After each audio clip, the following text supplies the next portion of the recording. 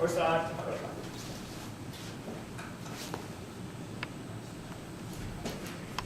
And also for picture. The next, why don't you find the attribute?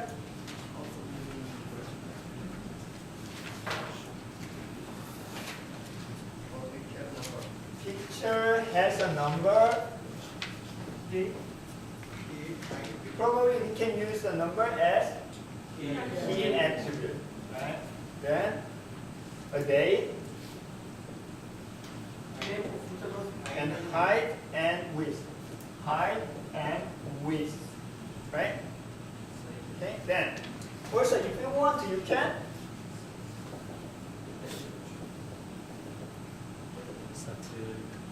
find the line attribute both sides of multiply. Right? So divide the attribute. Then you can find more information about the picture. We distinguish between picture that have been taken by a photographer and blah blah blah. Two cases. One is internal, another one is out the external. So you can define type of picture as an attribute. However, you can see the more information about each type. External, you need to keep what? Photographer.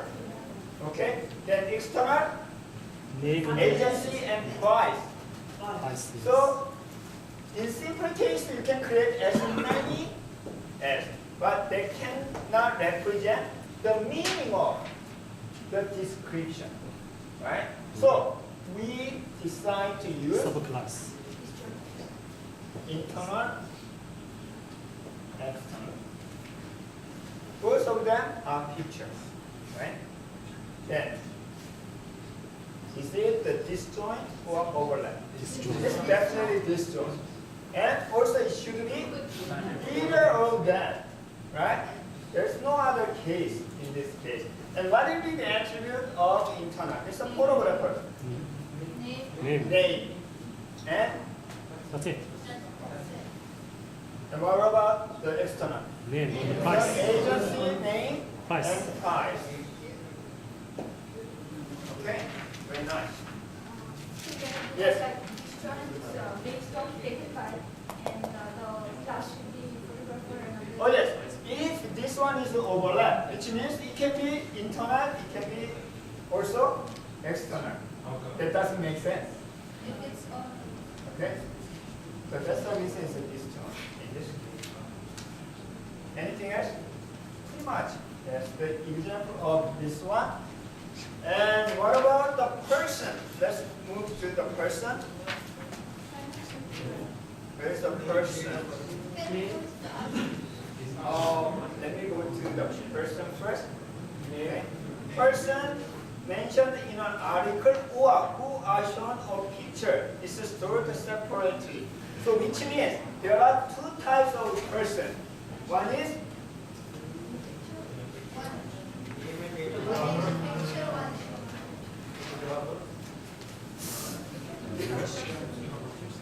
Person mentioned in the article. mentioned Person. person. Okay? Another one is shown. The show. Shown? Whatever. So that's the show. Another one is author. Okay? Why don't you take a look at the third bullet? Information about person mentioned in an article. This is an article. Who are shown on a picture.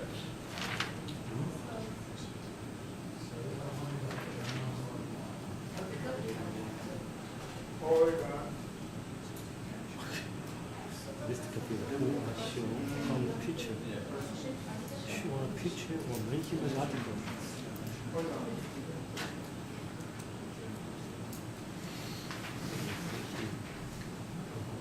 Person mentioned in the article or shown in the picture. These are also persons. Those are persons.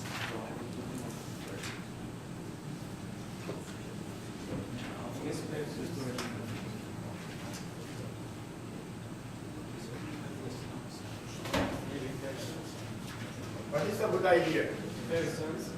So, information about person mentioned in an article or who are shown on a picture is stored separately. Okay? So, So, first one, Those are first person. case, that is the information about the person itself mentioned in an article. Okay, person information mentioned in an article. And who are shown on a picture is different, right? They can be generalized or not. That's the question. What do you think? it generalized. For the next is followed by the information for a person who we store the name, date of birth, and his or her area, politics, sports, or movie. Okay? I think we can generalize. Person. Okay? Then for a picture we store the each person are shown on a picture. There can be relationship, right? Between picture and person. Then also for an article, we store the title and so on, the list of the author, okay? There can be relationship also between article and author. And the volume and the number of the issue article appear. Authors are stored separately with their name and name of department. What about author can be generalized into person or not? Because an author doesn't have the date of birth or area. I don't think that's a good idea. So we have They are human being, person, but it's a different meaning of a person, right? Not unlike the employee. Employee, secretary, engineer, they are working employed in our company. However, in this person, authors are person, but different description attribute. You need to separate. That's, yeah, I know. It's not clear sometimes. Sometimes information are not enough. You need to decide. Also, there's no clear the solution for this, but we try to find. Then eventually for each article, we further want to store each person's are mentioned in an article that can be represented by relationship. And each pictures are shown together with the article that can be relationship. So, by come up with all these ideas, why don't you finalize your answer by the next week, Tuesday, okay? We can think about more time. Believe it or not, every semester, answers are different, really, for this, little bit. But sometimes it can be attribute, sometimes we can make one entity without subclass, sometimes not. Okay? This is really true. Then next, we have learned about the super and subclass. There are different types of super and subclasses, that is a hierarchy, and let us start. Hierarchy means it has the single inheritance. For example, this one, not this one, this. For super, sub, and superclass, how many inheritance for each subclass? One. And for this, one inheritance. So this is called the hierarchy, tree structure. Okay? How many parents do you have? One parent. Pair of parents, I mean, your father and mother. Okay?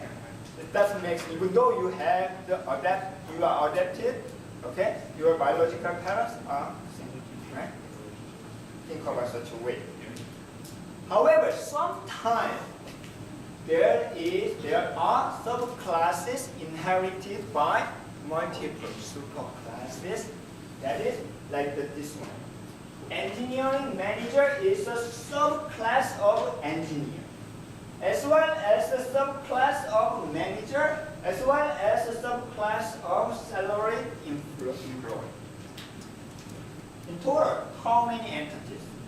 One entity. You can find one super and subclass, two super and subclass, three super and subclass, and another super and subclasses. This is the superclass. They have single inheritance for each and multiple inheritance. Okay?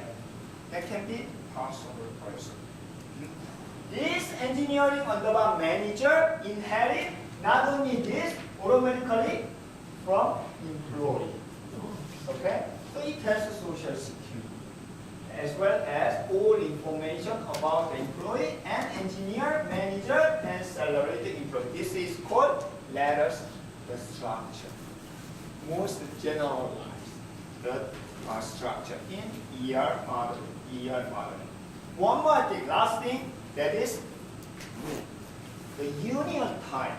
Union type, so far, for inheritance, this is multiple, even though this is a multiple inheritance, for each inheritance, how many superclass?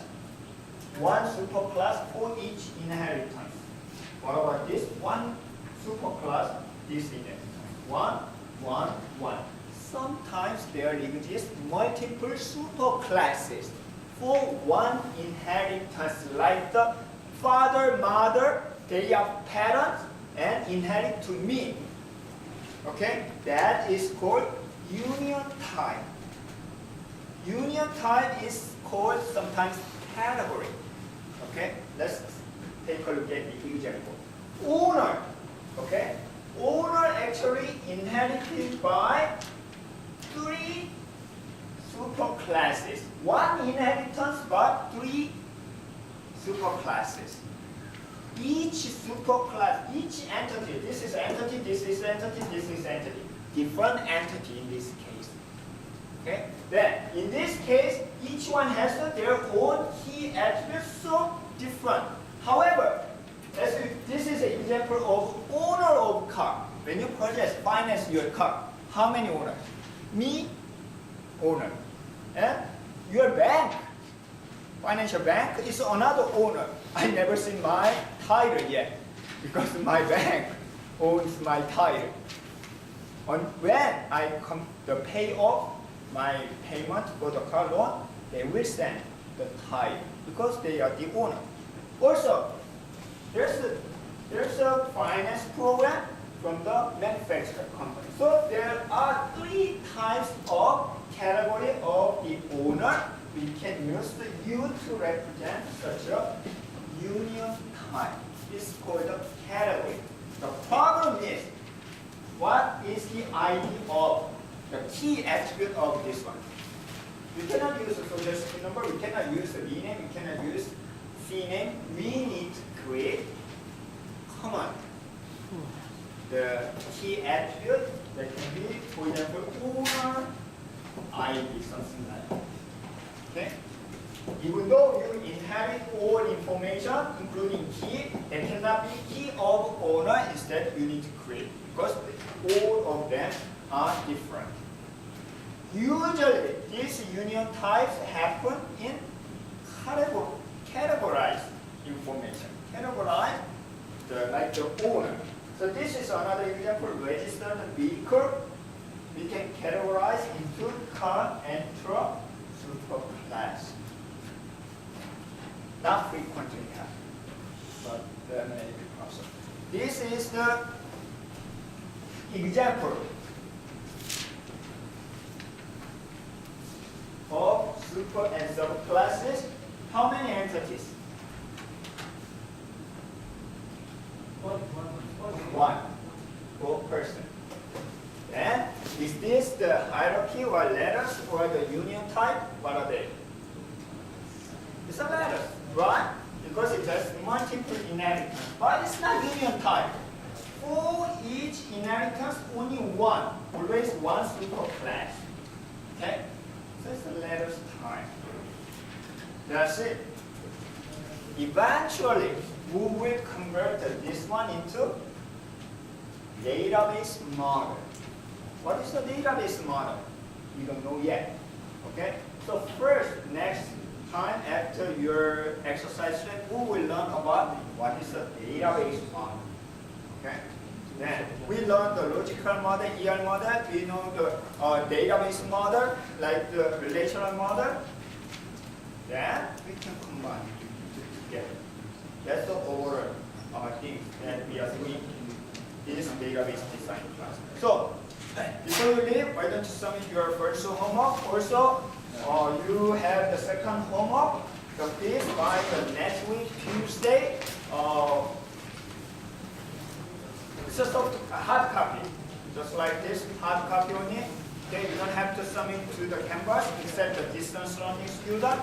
Also, next class is the exercise lab to learn about the Orwin software. It's a 113 for distance learning student. They can do by themselves using the project. The description, exercise lab description, this exercise lab book is already in the class, the website. I'm not going to provide the hard copy of the exercise lab the description. You can use the PDF file in the lab. Others, pretty much that's it, and see you on Thursday. Thank you. Before you